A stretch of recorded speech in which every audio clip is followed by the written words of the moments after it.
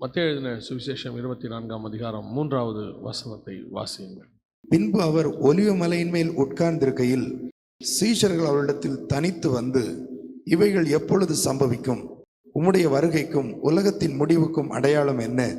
எங்களுக்கு சொல்ல வேண்டும் என்றார்கள். கண்களை மூடுவோம். நல்ல தகப்பனே, சர்வ வல்லமை உள்ள ஆண்டவரே, இந்த அருமையான நேரத்திற்காக உமக்கு ஸ்தோத்திரம். கிருபையுள்ள கரத்தில் எங்களை தாழ்த்துகிறோம். நீங்க பேசுங்கப்பா, நீங்க இடைபடுங்க.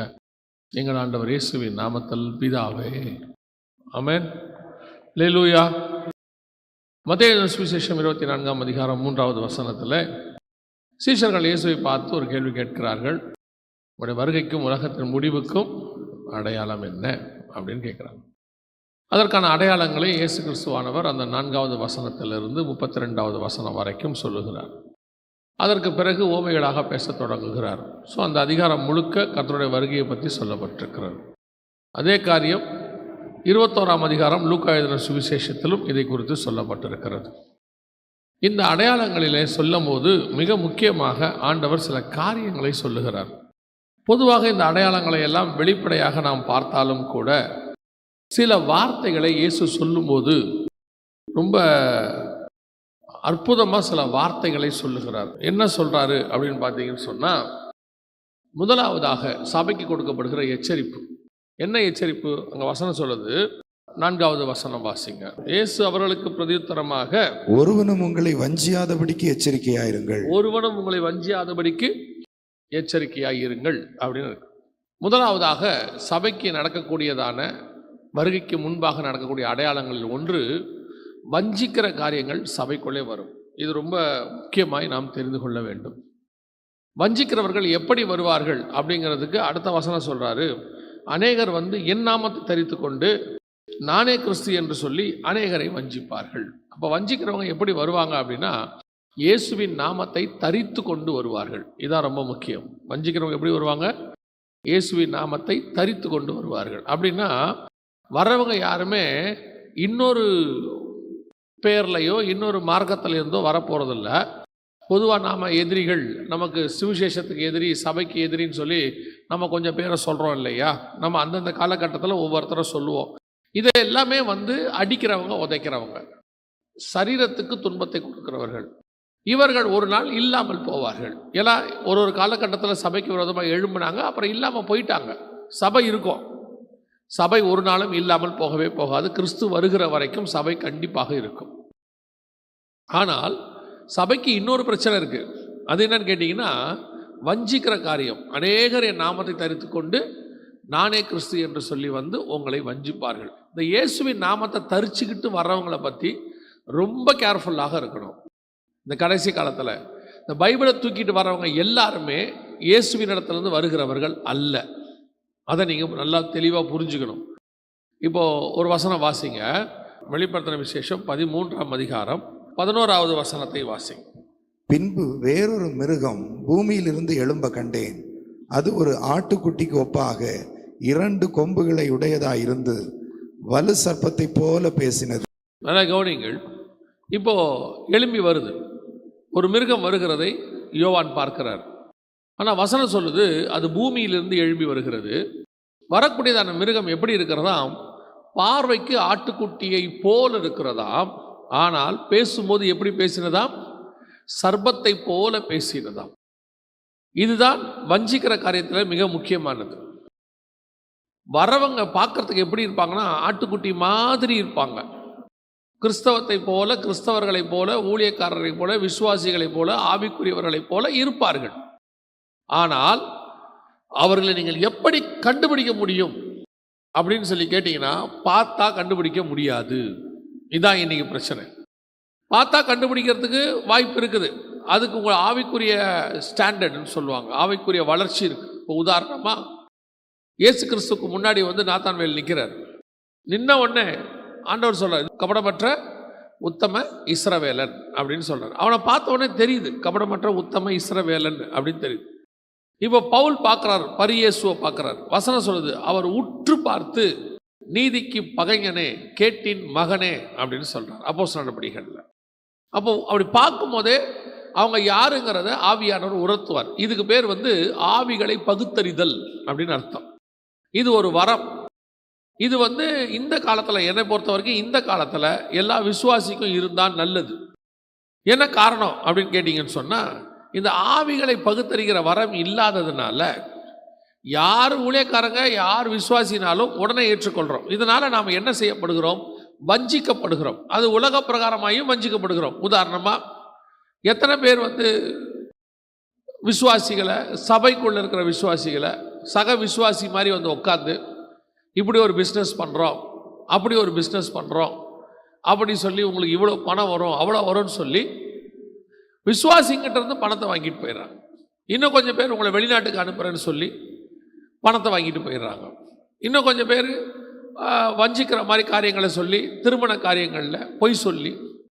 ஆனால் இவங்களை எல்லாம் நம்ம என்ன செய்கிறோம்? பார்த்த உடனே நம்புகிறோம். நம்பிட்டு ஏமாற்றப்பட்ட பிறகு நம்ம என்ன சொல்கிறோம் அப்படின்னு கேட்டால், கிறிஸ்தவங்க ஆவிக்குரியவங்க நம்பித்தான் நாங்கள் செஞ்சோம் அப்படின்னு சொல்லி. ஆனால் இதே காரியத்தை இயேசு கிறிஸ்துக்கிட்ட செய்ய முடியாது. இதே காரியத்தை அப்போஸ்தலர்கள்ட்ட செய்ய முடியாது. யூதாஸ் நிற்கிறான். வரும்போதே இயேசு சொல்லிட்டார், உங்களில் ஒருவன் என்னை காட்டி கொடுப்பான் அப்படின்ட்டார். யாருக்குமே தெரில, யாருன்னு யாருக்குமே தெரில. ஆனால் இயேசுவுக்கு தெரிகிறது, உங்களில் ஒருவன் என்னை காட்டி கொடுப்பான் அப்படின்னு சொல்றார். அதோட அர்த்தம் என்னன்னா, இயேசுவை வஞ்சகமாக வஞ்சித்து யூதாஸ் காட்டி பிடிச்சி கொடுக்கல. இயேசுவா வாலண்டியராக போய் தான் மாட்டினார். நீங்கள் தேடுகிற இயேசு நானேன்னு தான் போய் நின்னார். யூதாஸ் இயேசுவை வஞ்சிக்க முடியாது. ஏன்னா ஒருத்தன் நிற்கும் போதே, இப்போ பாருங்க, கேயாசி நிற்கிறார். நின்ன உடனே தேவ மனுஷன் கேட்குறாரு அவரை பார்த்து, எங்கிருந்து வருகிறாய்? நீ அந்த மனுஷன் வண்டியை விட்டு இறங்கும் போது என் மனம் உன்னோடு கூட வரவில்லையா அப்படின்னு கேட்குறார். ஒருத்தன் நிற்கும் போதே தெரியணும். பல நேரங்களில் நமக்கு இந்த ஆவிகளை பகுத்தறிகிற வரம் இல்லாததுனாலே வஞ்சிக்கப்படுகிறோம், ஏமாற்றப்படுகிறோம். அது பண நஷ்டமே நம்ம சாதாரணமாக எடுத்துக்க முடியாது. இந்த காலகட்டத்தில் ஒரு பணமும், நான் தான் சொல்லுவேன், குறிப்பாக ஊழியர்கள் ரொம்ப கேர்ஃபுல்லாக இருக்கணும். பண விஷயத்தில் பணத்தை நாம் பெருசாக நினைக்கவில்லை, ஆனால் கேர்ஃபுல்லாக ஹேண்டில் பண்ணணும். கர்த்தர் நம்மக்கிட்ட தான் கொடுக்குறாரு, அது காணிக்கை பணம். ஒருத்தர் கொடுக்குற காணிக்கை பணம், அதை கேர்லெஸ்ஸாக ஹேண்டில் பண்ணக்கூடாது. பணத்தை நான் அப்படியே பொத்தி வச்சுக்கணும்னு நான் சொல்லலை. ஆனால் இப்போ என் கையில் ஆண்டவர் ஒரு மொபைல் கொடுக்குறாரு, அதை நான் கேர்ஃபுல்லாக வச்சுக்கணும்ல. உங்கள்கிட்ட ஒரு குடும்பத்தை கொடுக்குறாரு அல்லது ஒரு ஊழியத்தை கொடுக்குறாரு, நான் எவ்வளோ கேர்ஃபுல்லாக வச்சுக்கிறேன், அதே மாதிரி தான் பணத்தையும் கேர்ஃபுல்லாக வச்சுக்கணும். இன்றைக்கி அநேகர் நிற்பார்கள் உங்ககிட்ட. இந்த வஞ்சிக்கிற காரியத்தில் ரொம்ப கேர்ஃபுல்லாக இருங்க.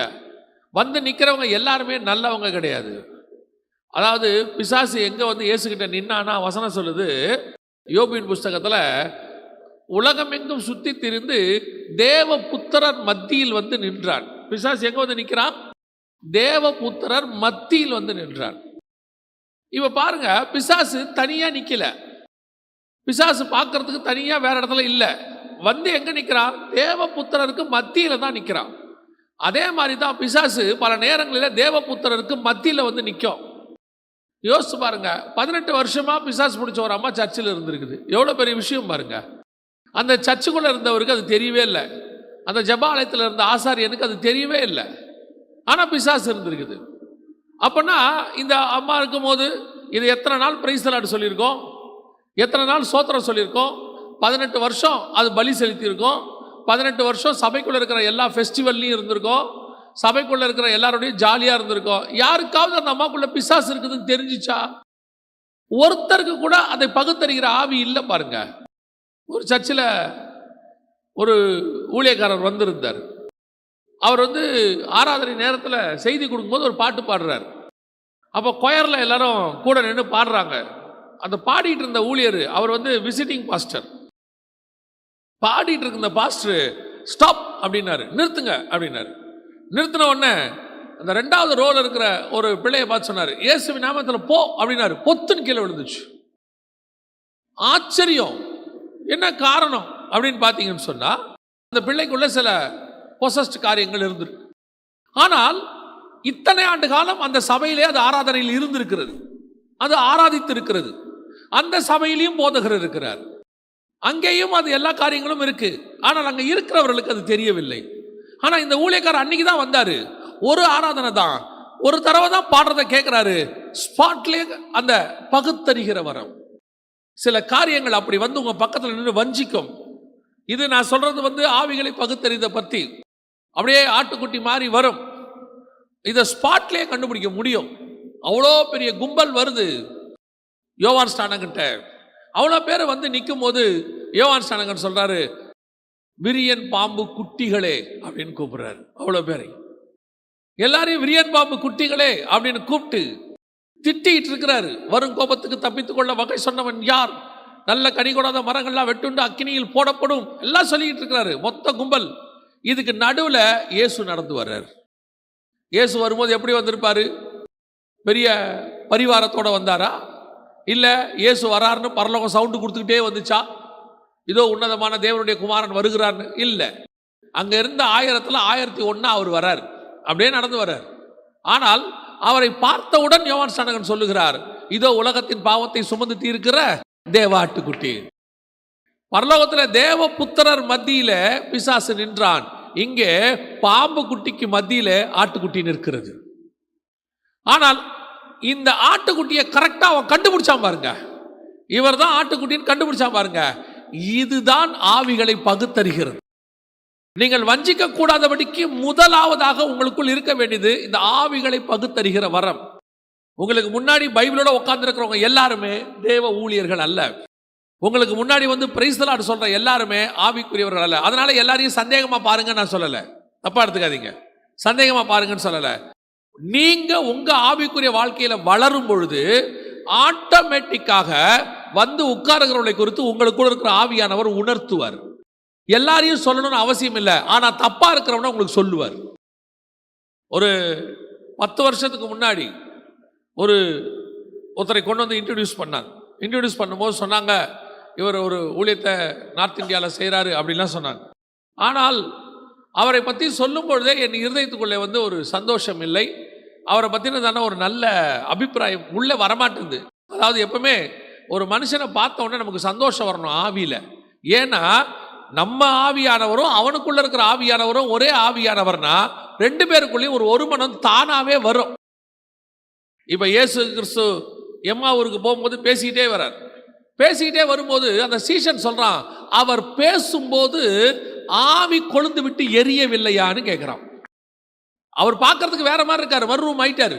ஆனா பேசும்போது உள்ளுக்குள்ள ஒரு ஒன்னஸ் வருது, ஒரு ஸ்பிரிச்சுவல் ஃபயர் வருது அப்படிங்கிறான். இது யாரு கூடயாவது பேசும்போது உங்களுக்கு வரும்.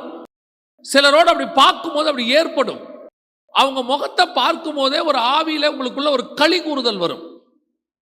ஆனா அந்த மனுஷன் உட்கார்ந்து இருக்கிறாரு, அந்த களி கூறுதல் வரல. எனக்கு சில நேரத்தில் பார்த்தீங்கன்னா எனக்கு ஆச்சரியமா இருக்கும்.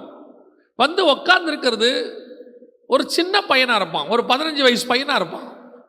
ஆனா அவனை பத்தி என்ன நம்ம கிட்ட சொல்லுவாங்கன்னா, இவன் அடங்கவே மாட்டேங்கிறான் பாஸ்டர், இவனுக்கு ஜெபம் பண்ணுங்க அப்படின்னு. ஆனா அந்த பையனை பார்க்கும்போது ஆவியில ஒரு சந்தோஷம் வரும். ஏன்னா அவன் மேல தேவ திட்டம் இருக்கும், அவனுக்குள்ள ஆவியானவர் இருப்பாரு, அதை நமக்கு அந்த சந்தோஷத்தை கொடுப்பார். அவனை தனியா உட்கார்ந்து பேசினீங்கன்னா அவனுக்குள்ள இருக்கிற தேவனுடைய தரிசனம் வெளிப்படும். இது நீங்க ஆவியில வளர்ந்தாதான் முடியும். உங்களுக்குள்ள நீங்க ஆவியானவரோட வளரணும். அது வந்திருக்கிறவனை பேஸ் பண்ணி இல்லை, உங்களை பேஸ் பண்ணி. அப்ப அந்த ஊழியரை சொல்றாங்க, இவர் இந்த மாதிரி அப்படி இருக்காரு இப்படி இருக்காருன்னு. எனக்கு அந்த சந்தோஷம் வரவே இல்லை. சரின்னு பேசிட்டோம், போயிட்டாரு. ஒரு 5 வருஷம் கழிச்சு அவரை கூட்டிட்டு வந்தவங்களே என்கிட்ட சொல்றாங்க, அந்த ஊழியத்தில் அவர் செய்த சில காரியங்களாக சொல்லி அவர் இப்படிப்பட்டவராக இருப்பார்னு எதிர்பார்க்கல, நானும் நினைக்கல. ஆனால் ஒன்று மட்டும் தெரிஞ்சிச்சு, சம்திங் மிஸ்டேக். அவரோடு கூட ஒப்புரவாக முடியல. அநேக ஊழியர்கள் நம்மளோடு கூட பழகுவார்கள், ஆனால் நம்மால் எல்லாரோடையும் ஒருமித்து ஊழியத்திலே போக முடியாது. ஒரு சிலரை மட்டும்தான் நம்மால் ஏற்றுக்கொள்ள முடிகிறது. ஏற்றுக்கொள்றதுனா மற்றவங்களை தள்ளுறது இல்லை, நம்மளால அவங்களோட பிரயாணம் பண்ண முடியாது. அவங்க சரியா இருக்கிற வரைக்கும் நம்மளால பிரயாணம் பண்ண முடியும். ஒரு சிலர் ஃபர்ஸ்ட் ஆரம்பத்தில் நல்லா இருப்பாங்க, நல்லா டிராவல் பண்ணுவோம், அவங்களுக்குள்ள இருக்கிற ஸ்பிரிட் மாறும், கர்த்தர் நம்மளை பிரித்து எடுத்துருவாரு. ஏனே தெரியாது. இதுதான் ஆவிகளை பகுத்தறிகிறது. அப்படி நீங்கள் அந்த பகுத்தறிகிற காரியத்திலிருந்து சக்சஸ்ஃபுல்லா இருந்துட்டீங்கன்னா ரொம்ப சந்தோஷம். ஒருவேளை நான் அந்த அளவுக்கு ஆவிகளை பகுத்தறிகிறதுல இல்லை அப்படின்னா கண்டுபிடிக்கிறதுக்கு 2வது ஒன்று இருக்குது. அந்த 13ஆம் அதிகாரம் வெளிப்படுத்தின விசேஷம் 11வது வசனத்தை வாசி. பின்பு வேறொரு மிருகம் பூமியிலிருந்து எழும்ப கண்டேன். அது ஒரு ஆட்டுக்குட்டிக்கு ஒப்பாக 2 கொம்புகளை உடையதாயிருந்து வலு சர்ப்பத்தை போல பேசினது. பார்க்கறதுக்கு அப்படியே தான் இருக்கு. ஓகே, ஃபைன், நல்லது. இப்போ எனக்கு யார் வந்து உட்கார்ந்தாலுமே நல்லவரா தெரிகிறாருன்னு வச்சுக்கோங்க. ஆனால் 2வது ஒன்று இருக்கிறது. என்ன தெரியுமா? அவர்கள் பேசும்போது கண்டிப்பாக ஆட்டின் சத்தம் வராது, சர்ப்பத்தின் சத்தம் தான் வரும். அதாவது அவர்கள் பேசும்போது அவர்களால் என்ன பண்ணாலும் சரி, இருதயத்தின் நிறைவு தானே வாய் பேச போது. வெளியே வேஷத்தை நீங்கள் மாற்றிடலாமே, மேலே ஆட்டுத்தோலை போத்திக்கிட்டு வந்து ஈசாக்குக்கு முன்னாடி நின்றுடலாமே, தடவி பார்த்தா அது ஏசாவாக இருந்துக்கலாம். ஆனால் குரலை மாற்றவே முடியாது. குரல் யாக்கோபின் குரல் தான்.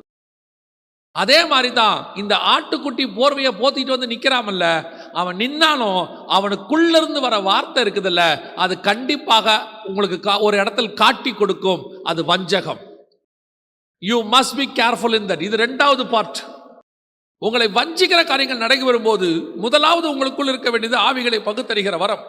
2வது அவர்கள் பேசும்போது உங்களுக்கு தெரிய வேண்டும். என்ன தெரியணும்? இது சத்தம் யாக்கோபின் சத்தமாய் இருக்குதே, இது ஏசாவின் சத்தம் இல்லையே அப்படின்னு உங்களுக்கு தெரியணும். ஒரு ஊழியக்காரரோ ஒரு ஆவிக்குரியரோ வந்து உங்ககிட்ட பேசும்போது பல நேரங்களில் நாம் எப்படி ஏமாறுறோம்னு உங்களுக்கு சொல்கிறேன். நமக்கு ஏற்ற மாதிரி ஒருத்தர் பேசிக்கிட்டே வந்தாங்கன்னா அவர்களை நாம் சாதகமாக நினைக்கிறோம். நம்மளை பற்றி 2 வார்த்தை புகழ்ச்சி, நம்மளை பற்றி 2 வார்த்தை அப்படி உயர்வு, அல்லது நம்மகிட்ட இருக்கிற டேலண்ட்டு, தாளந்து, ஊழியம், அல்லது நம்மகிட்ட இருக்கக்கூடியதான ஏதாவது ஒரு மேன்மையான காரியம், அதை கொஞ்சம் உயர்த்தி பேசிடுவோம். ஃபஸ்ட்டு அதை சொன்ன உடனே நம்ம காது ஆட்டோமேட்டிக்காக அவன் பக்கம் திரும்பிடும். அவன் பேசுகிற எல்லாமே பாசிட்டிவாக இருக்கும். இப்போ வந்திருக்கிறவன் உட்காந்துருக்கிறவன் பேசுறது ஆட்டுக்குட்டியின் சத்தமா பாம்பின் சத்தமானு நமக்கு கண்டுபிடிக்க முடியாது. இதை கண்டுபிடிக்கணும். இதை கண்டுபிடிச்சா மட்டும்தான் 2வது ஸ்டேஜ் இது. இதை கண்டுபிடிக்கணும். எப்படி கண்டுபிடிக்கிறது அப்படின்னு கேட்டீங்கன்னு சொன்னா, அவன் பேசும்போதே தெரியும் அதுல ஒரு வஞ்சகம் வெளிப்படும். அவன் நமக்கு சாதகமா பேசுற மாதிரியே பேசுவான், ஆனா அவன் பேசுற எல்லாமே பைபிளுக்கு அகைன்ஸ்டாக இருக்கும், வேதத்தை புரட்டக்கூடியதாக இருக்கும். இப்ப பாருங்க, 2 கொரிந்தியர் 11ஆம் அதிகாரம் 3வது வசனம் வாசி.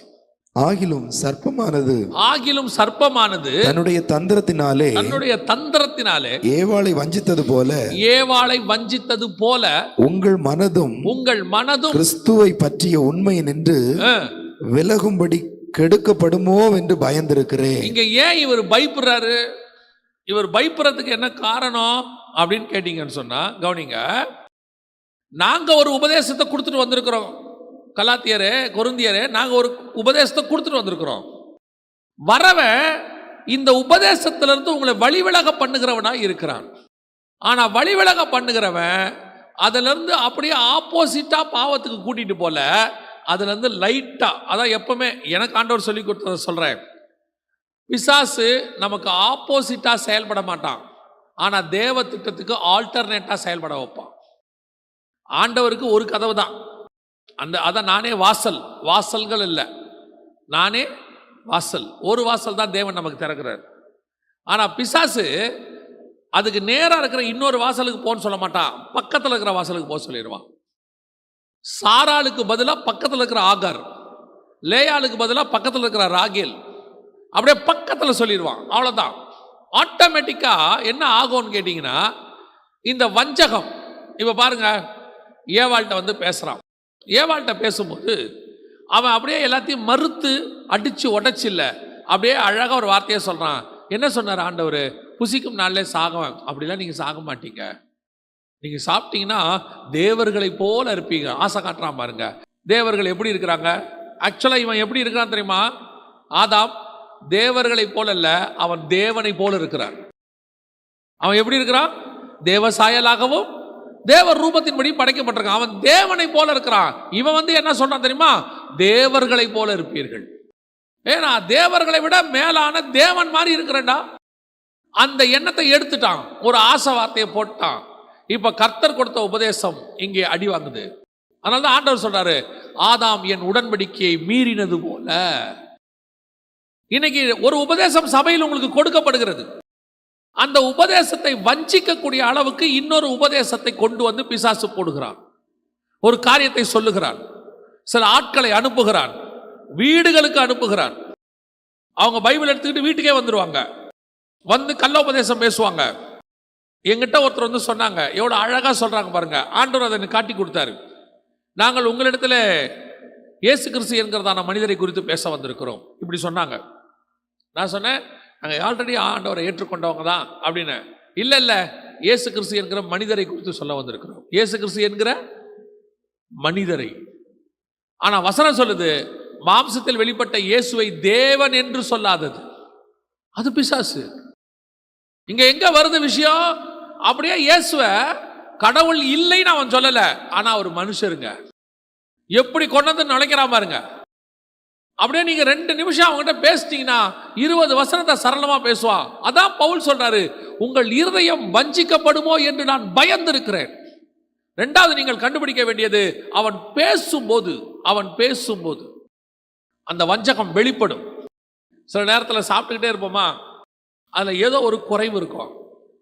யூஸ்வலாக சாப்பிட்ற டேஸ்ட் அதில் இருக்காது, ஏதோ ஒரு குறைவு இருக்கும். ஆனால் என்ன குறைவுன்னு நமக்கு சொல்ல தெரியாது. என்னமோ சரியில்லைப்பா, அவங்க சொல்லுவாங்க, எப்போ வைக்கிற மாதிரி தானே வைக்கிற, இல்லை ஏதோ ஒரு மிஸ்டேக் இருக்கு.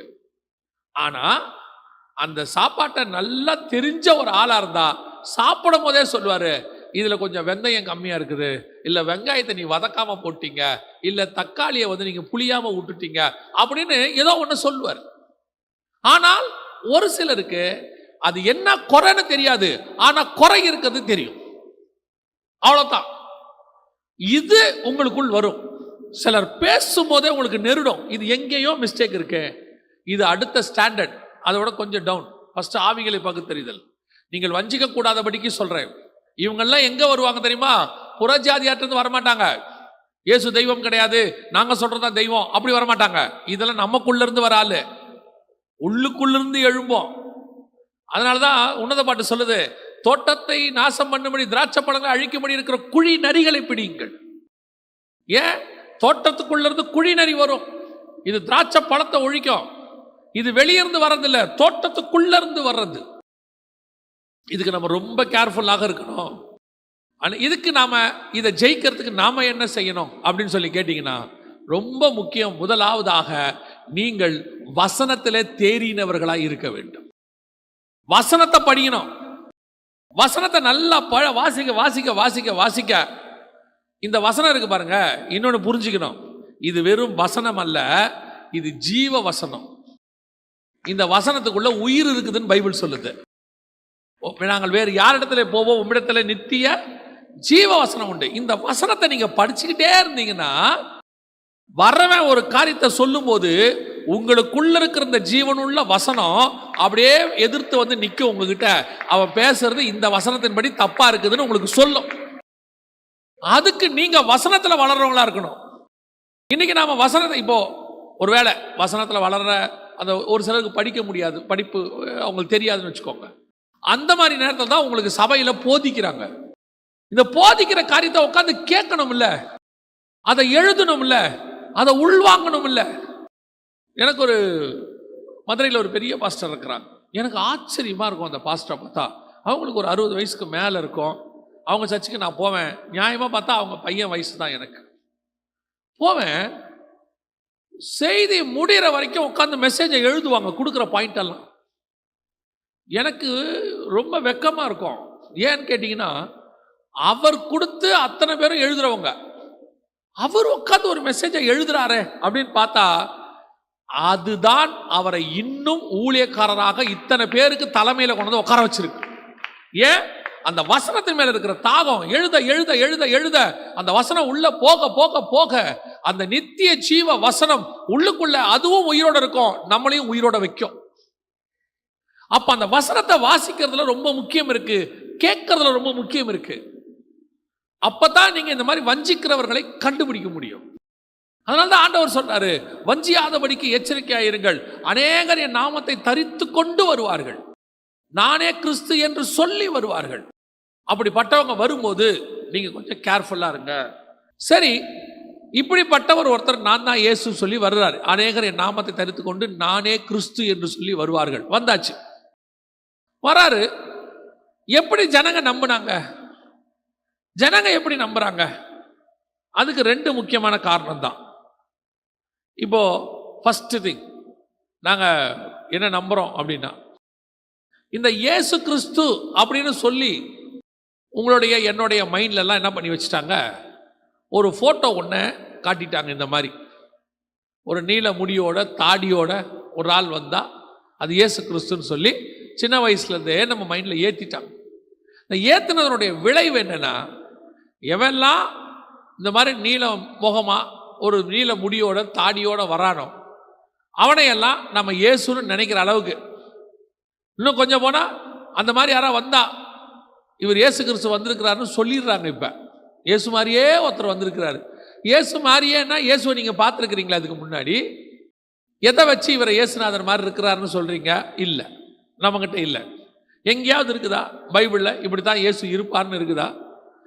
எனக்கு பைபிளில் சொல்லியிருக்கிற இயேசுவுக்கும் இங்கே இருக்கிற ஆட்களுக்கும் எந்த சம்பந்தமும் இல்லை.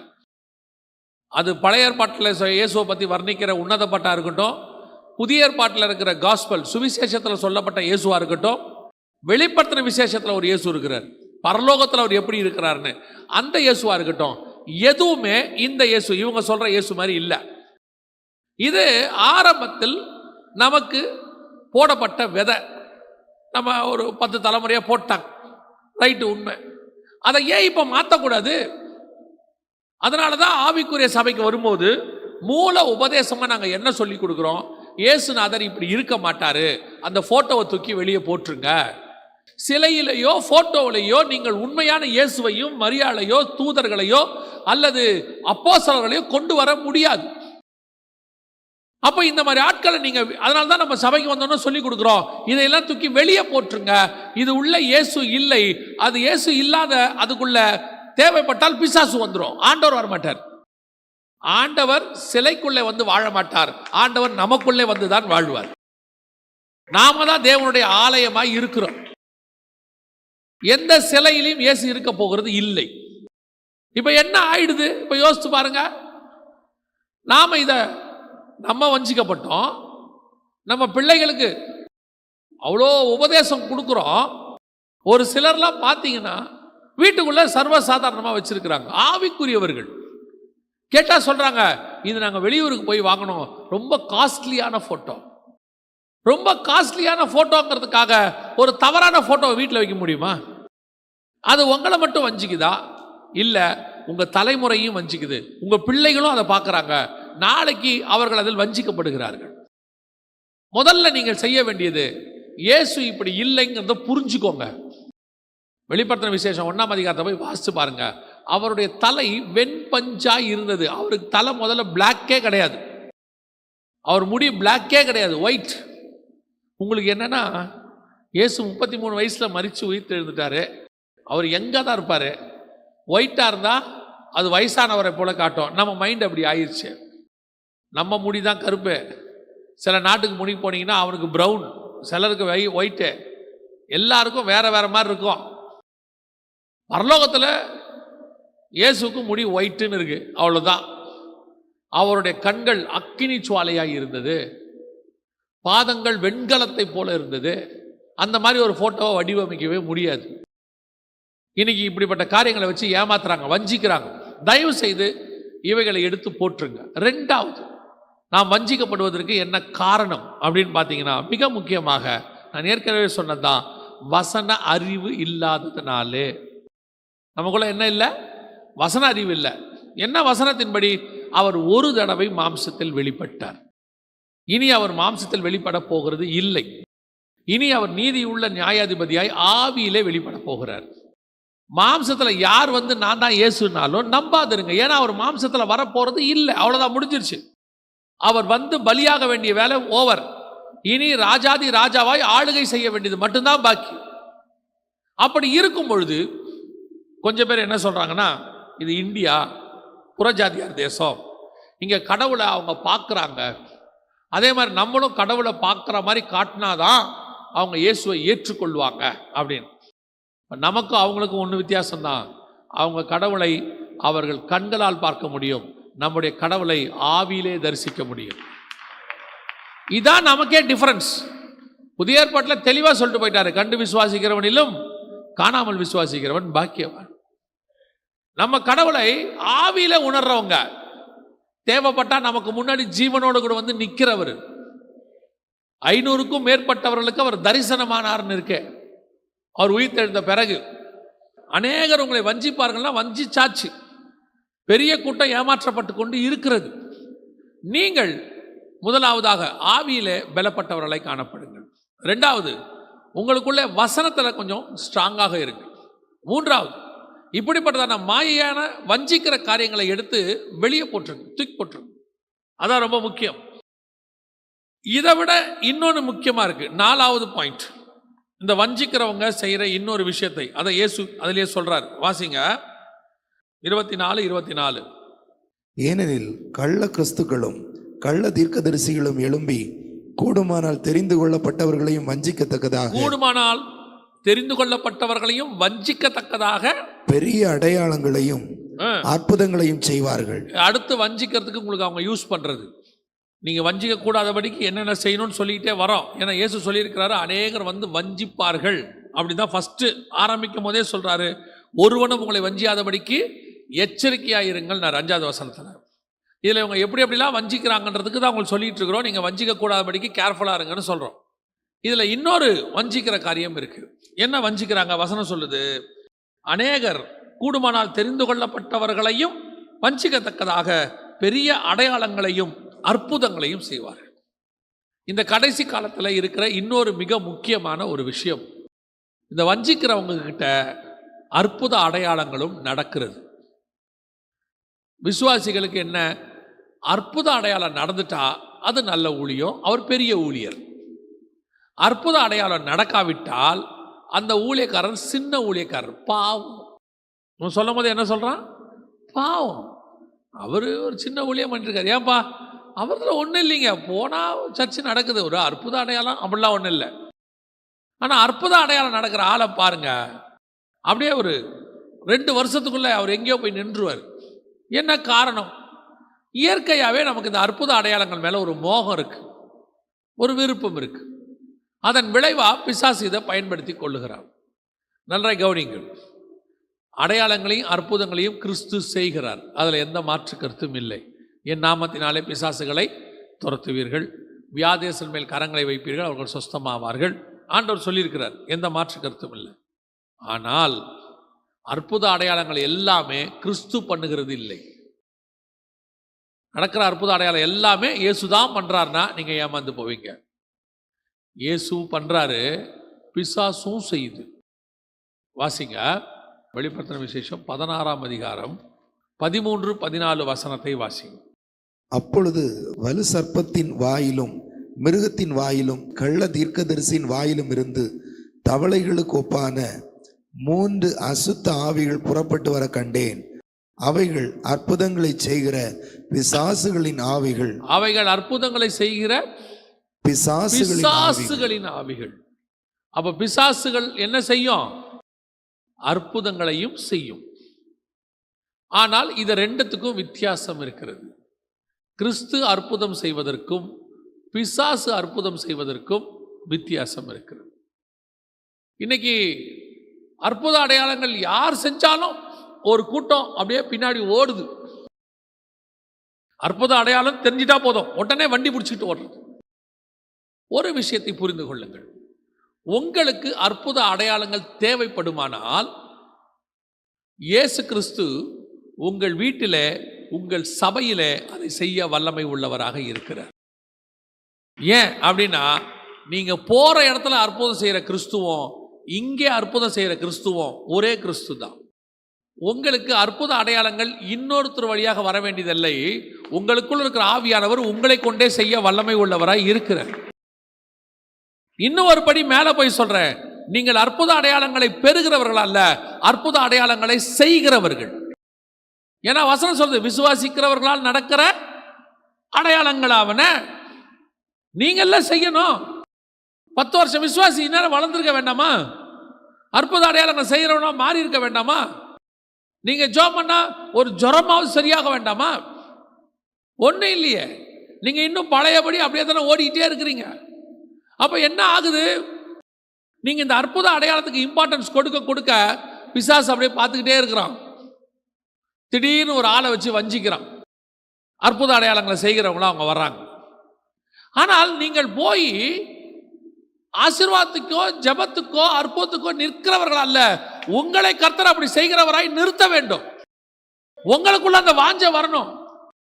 நீங்கெல்லாம் போனோம். இப்போ அற்புதத்தை தேடி தேடி ஓடுறீங்க. அங்க அற்புதம், இங்க அற்புதம், அடையாளம் நடக்குதா, அந்த மீட்டிங்ல பெரிய அடையாளம் நடக்குதா, நடக்கட்டும். அது அவிசுவாசிகளுக்கு நடந்து அவன் ரட்சிக்கப்பட்டு வரட்டும், சபைக்குள்ள வரட்டும். வந்து அவன் என்ன ஆகணும், அவன் கற்றுக்கொண்டு அவன் அற்புத அடையாளங்களாய் மாறி அவன் போய் சுவிசேஷ கூட்டம் நடத்தும் போது அதுல ஒரு பெரிய கூட்டம் ரட்சிக்கப்படும். இதுதானே பைபிளுடைய சொல்லப்பட்டிருக்கிற விஷயம். இன்னைக்கு இந்த அற்புத அடையாளங்கள் கண்டு ஏமாறுற கூட்டம் ஒண்ணு. ரெண்டாவது, இந்த அற்புத அடையாளங்கள் எதற்காக செய்யப்படுகிறது அதை நீங்க பார்க்கணும். அதை வச்சுதான் நீங்க வஞ்சியாதபடிக்கு எச்சரிக்கையா இருக்கணும். பைபிள்ல ஆண்டவர் அற்புத அடையாளம் எதுக்கு செஞ்சார் பாருங்க. அற்புத அடையாளத்தை அவர் ஊழியத்துக்கு யூஸ் பண்ணல. புரியுதா? ஊழியத்துக்கு என்ன செய்யல, யூஸ் பண்ணல. அவர் வசனத்தை தான் பேசினார். வசனம் சொல்லுது, அற்புதங்களினாலும் அடையாளங்களினாலும் வேத வசனத்தை உறுதிப்படுத்தினார். வேத வசனத்தை உறுதிப்படுத்துறதுக்காக அற்புத அடையாளம் நடந்துச்சு. இப்போ அற்புத அடையாளம் வேத வசனமே இல்லை, அற்புத அடையாளத்துக்காகவே கூட்டம் நடக்குது. கவனிச்சு கொள்ளுங்க. அற்புத அடையாளங்கள் ஊழியங்கள் அல்ல, ஊழியத்துக்கு உதவி செய்வதற்கு தான் அற்புத அடையாளங்கள். அற்புத அடையாளம் ஒரு நாளும் ஊழியமாய் மாறாது. புரியுதா உங்களுக்கு? அவர் அற்புத அடையாளங்கள் செய்யற ஊழியக்காரனா தப்பு. அவர் சுவிசேஷம் சொல்றவர், அவருடைய ஊழியத்தில் இந்த அற்புத அடையாளங்கள் நடக்கும். இப்ப ஜனங்க எதுக்கு உங்ககிட்ட வராங்க? வசனம் கேட்க வராங்களா, அற்புத அடையாளத்துக்கு வராங்களா? அங்க பாருங்க, அவன் வந்து உங்ககிட்ட வசனத்தை கேட்டு, இப்ப பாருங்க, இயேசு கிட்ட 10 பேர் அற்புதம் வாங்கினான், 9 பேர் போயிட்டான், ஒருத்தன் தான் வந்தான். ஆண்டவர் கேட்கிறாரு, மிச்சம் 9 பேர் எங்கப்பா? அவங்க போயிட்டாங்க, ஒருத்தன் தான் திருப்பி வந்தான். இப்போ உங்ககிட்ட அற்புத அடையாளம் வாங்குறவங்கள எத்தனை பேர் இயேசு கிட்ட வராங்க, எத்தனை பேர் இயேசு விட்டு போறாங்க? அப்புறம் எதுக்கு அற்புத அடையாளம் சொல்லுங்க? அற்புத அடையாளம் அவன் வசனத்துல உறுதிப்படுறதுக்காக தான் அதை செய்யறோம். இயேசு கிட்ட வாங்க, இயேசு உங்களை சுகம் கொடுப்பாரு, இயேசு உங்களை பலப்படுத்துவாரு, உங்க பிள்ளைகளை காப்பாற்றுவாரு, ரட்சிக்கப்படுங்க, அவன் எல்லாம் சொல்லிட்டு அப்படின்னா இயேசு எனக்கு சுகம் கொடுப்பாரா? கொடுப்பாரு. நீ விசுவாசித்தால் தேவனுடைய மகிமையை காண்பாய். இப்ப அவன் இயேசுவை விசுவாசிக்கிறதுக்காக அற்புதம் செய்யணும். இப்ப அற்புதத்தை செஞ்சு அமிச்சாச்சு, அவன் வாங்கிட்டு வீட்டுக்கு போயிட்டான். அதோட அவன் திரும்பி வரவே இல்லை. மூணாவது, இப்ப அற்புத அடையாளங்கள் நடக்கிறது எப்படி வஞ்சிக்கிறாங்கன்றது உங்களுக்கு சொல்றேன். மூணாவது, இந்த அற்புத அடையாளங்களை எதுக்கு பண்றாங்கன்னு பாருங்க. இயேசு பண்ண எல்லா அற்புத அடையாளத்துக்கு பின்னாடியும் ஒரு தேவை இருந்துச்சு. நான் சொல்றது புரியுதா? இயேசு தண்ணீரை திராட்சரசமாய் மாத்தினார். எதனால? அன்னைக்கு கல்யாண வீட்டில் திராட்சரசம் குறைவுபட்டிருந்துச்சு. ஒரு பையனை பிசாசு அலக்கழிக்குது, சாவடிக்கிற நிலைமைக்கு போது அவனை விடுதலையாக்குகிறார். எதுக்காக? அந்த தகப்பன் வந்து அழுகுறான், ஒரு தாய் வந்து அழுகுறா, என் பிள்ளைய இது மாதிரி பிசாசு வாதிக்குது, உடம்பு சரியில்லாம போகுது. இயேசு அதை விடுதலையாக்குகிறார். இயேசு செய்ய ஒவ்வொன்றுத்துக்கு பின்னாடியும் ஒரு காரணம் இருக்கும். கவனிச்சு கொள்ளுங்கள். அற்புதங்கள் ஜனங்களுக்காக செய்யப்பட வேண்டும், தேவைக்காக செய்யப்பட வேண்டும். அது ஃபேமஸ் ஆகிறதுக்காக செய்யக்கூடாது, அது ப்ரொபகண்டா பண்ணக்கூடாது. ஒன்று மட்டும் நான் இந்த ஆவிக்குரிய வாழ்க்கையில் கற்றுக்கிட்டதை சொல்கிறேன். கர்த்தர் உங்கள் மேல் பிரியமாய் இருந்தால் உங்கள் பேரை அவரே பெருமைப்படுத்துவார். நீங்கள் உங்கள் பேரெல்லாம் பெருமைப்படுத்தணுங்கிற அவசியமே கிடையாது. எந்த குப்பைக்கு நடுவில் இருக்கிறவனையும் கொண்டு வந்து ராஜாக்கு மத்தியில் உட்கார வச்சிருவார். அவர் டிசைட் பண்ணிட்டாருன்னா அதை தடுக்க யாராலையும் முடியாது. எங்கேயோ ஒரு மூலையில் ஆடு மேய்ச்சிக்கிட்டு இருக்கவனை கொண்டாந்து எருசலேம்ல ராஜாவா உட்கார வச்சிருவார். புழுதியிலிருந்து தூக்கி எடுத்து கொண்டாந்துருவார். இன்னைக்கு கடைசி காலத்துல மனுஷர் தற்பிரியராக இருப்பாங்கன்னு இருக்கு. 2 தீமோத்தேயு 3:1-2 வாசிங்க பாப்போம். மேலும் கடைசி நாட்களில் கொடிய காலம் வரும் என்று அறிவாயாக. கொடிய காலம் வரும் என்று அறிவாயாக. எப்படியெனில் மனுஷர்கள் தற்பிரியராயும். ஃபர்ஸ்ட் என்னது? தற்பிரியம். கடைசி காலத்தின் அடையாளத்துல ஃபர்ஸ்ட் என்னது? தற்பிரியம். இந்த கலாச்சாரத்தெல்லாம் மாற்றணும். இந்த தற்பிரியமா பெருசா போட்டு இன்னைக்கு கடைசி காலத்தில் ஊழியத்தில் தங்களை பிரகடனப்படுத்துகிறவர்கள், தங்களை முன்னிலைப்படுத்துகிறவர்கள், தங்களை எப்படியாவது ஜனங்களுக்கு காட்டணும்னு விரும்புகிறவங்க, இவர்கள் மூலமாக நடக்கிற அற்புத அடையாளங்கள் வேஸ்ட். ஊழியம் எப்பவுமே தெரிஞ்சுக்கொள்ளுங்க, கர்த்தர் பெருக வேண்டும், நாம் சிறுக வேண்டும். நாம இன்னைக்கு வந்து நிற்கிறோம், என்ன நாமத்தில் நிற்கிறோம்? இயேசுவின் நாமத்தில் வந்ததுனால தான் மரியாதை. இந்த புல்பிட்டில் இயேசுவின் நாமத்தில் வரலன்னா இவங்க என்னை ஏற்றுவாங்களா? ஏற்ற மாட்டாங்க. நான் இங்கே நிற்கிறதுக்கு காரணம் இயேசு என்கிறதான நாமம், இயேசு என்கிறதான தேவன். அவரை முன்னிலைப்படுத்துறதுக்கு தான் நாம் இருக்கிறோம். இன்னைக்கு என்ன நடக்குது? அற்புத அடையாளங்கள் அவங்கள முன்னிலைப்படுத்துறதுக்கு. பாருங்க எங்கிட்ட என்ன அற்புதம் இருக்கு, என்ன அடையாளங்கள் நாங்கள் செய்கிறோம் பாருங்க அப்படின்னு சொல்லி ஜனங்களை ஏமாற்றக்கூடியதான அற்புத அடையாளங்கள் நடக்க ஆரம்பிச்சு. வசனம் சொல்லுது, வஞ்சியாதபடிக்கு எச்சரிக்கையாயிருங்கள், கடைசி காலத்தில் இப்படிப்பட்டவர்கள் வருகிறார்கள். முதலாவதாக உங்களை வஞ்சிக்கிறவர்கள் வரும்போது உங்களுக்குள் ஆவிகளை பகுத்தறிகிற வரம் இருக்க வேண்டும். அதுதான் வஞ்சிக்கிறவங்க வரும்போது ஃபஸ்ட்டே உங்களுக்கு சொல்லிடும், வந்து உட்காந்துருக்கிறவன் ராங் பர்சன். அதுக்கு நீங்கள் தேவனுக்குள்ளே ஸ்திரப்படணும், பலப்படணும். ரெண்டாவது, அவர்கள் பேசுகிறத வச்சு நீங்கள் கண்டுபிடிக்க முடியும். அவங்க வாயில் பெருமையான வார்த்தைகள் வரும், நூதனமான காரியங்கள் வரும், உங்களை வழிவிலக பண்ணுகிற காரியம் வரும். இங்கே யாரும் பாடு அனுபவிக்கலன்னு சொல்லலை. எந்த பாடும் கிறிஸ்துவின் பாடுக்கு நிகராய் மாறவே மாறாது. அவர் அனுபவித்த பாடு எவ்வளவு பெருசு! நம்மை மீட்பதற்காக அவருக்காக நாம் அனுபவிக்கிற பாடு ஒன்றும் அவ்வளோ பெருசெல்லாம் கிடையாது. இன்னொன்று சொல்றேன், என்னை பத்தின சாட்சியை நான் சொல்லுவதை விட என்னை பத்தின சாட்சியை தேவன் சொல்லணும், அதுதான் சாட்சி. ரெண்டாவது, இப்படிப்பட்ட ஊழியர்களை அவர்கள் வாயின் வார்த்தையை வச்சு கண்டுபிடிக்கலாம். மூன்றாவது, இப்படிப்பட்ட ஊழியர்கள் வரும் பொழுது உங்களுக்குள்ள அது அவர் எப்படிப்பட்டவன் தெரியாமல் இருக்கும், ஆனால் உங்களுக்குள்ள ஒரு டிஸ்டர்பன்ஸ் இருக்கும், ஒரு டிஸ்டர்பன்ஸ். கடைசியாய் இவர்கள் தங்கள் சுய பெருமைக்கென்று அற்புத அடையாளங்களை செய்வார்கள். அந்த அற்புத அடையாளங்கள் மூலமாக கிறிஸ்து மகிமைப்பட மாட்டார், அந்த அற்புத அடையாளங்கள் மூலமாக இவர்கள் மகிமைப்படுவார்கள். எவன் ஒருவன் தன்னை பெருமையாய் பேசி, தன் ஊழியத்தை பெருமையாய் பேசி, தன் ஆவிக்குரிய வாழ்க்கையை பெருமையாய் பேசி அதை புரபகண்டா பண்ணுகிறானோ அவன் வஞ்சிக்கிறவன் அர்த்தம். எவன் ஒருவன் கிறிஸ்து பெருகவும் நான் சிறுகவும் வேண்டும் என்று சொல்லுகிறானோ அவனே தேவனிடத்திலிருந்து வந்தவன் அர்த்தம். அல்லேலூயா. நாம் ஜெபிக்க போகிறோம். எல்லாம் கண்களை மூடுவோமா, ஏந்திரிப்போமா? எல்லாம் ஏந்திரிக்கலாம். எங்கள் சபையை நீர் எவ்வளவு நேசிக்கிறீர் ஆண்டவரே. நாங்கள் வஞ்சிக்க கூடாதபடிக்கு பாதுகாப்பாக இருக்கணும் என்று எங்களுக்கு சொல்லிக் கொடுக்கிற தயவுக்காய் ஸ்தோத்திரம் ஆண்டவரே. எங்களுக்கு கொடுத்த ஆடுகளில் ஒன்றை கூட நாங்கள் தவற விட்டு விடக்கூடாது ஆண்டவரே. ஒன்றை கூட ஓநாய்களின் வாய்களுக்கு கொடுத்து விடக்கூடாது ஆண்டவரே. ஒன்றை கூட சிங்கத்துக்கு நாங்கள் கொடுத்து விடக்கூடாது ஆண்டவரே. எப்படியாகிலும் இவைகளை நாங்கள் கொண்டு வந்து நம்முடைய சமூகத்தில் சேர்க்கணும்ப்பா. கிருபை பாராட்டும் எங்கள் ஆண்டவர் இயேசுவின் நாமத்தில் பிதாவே.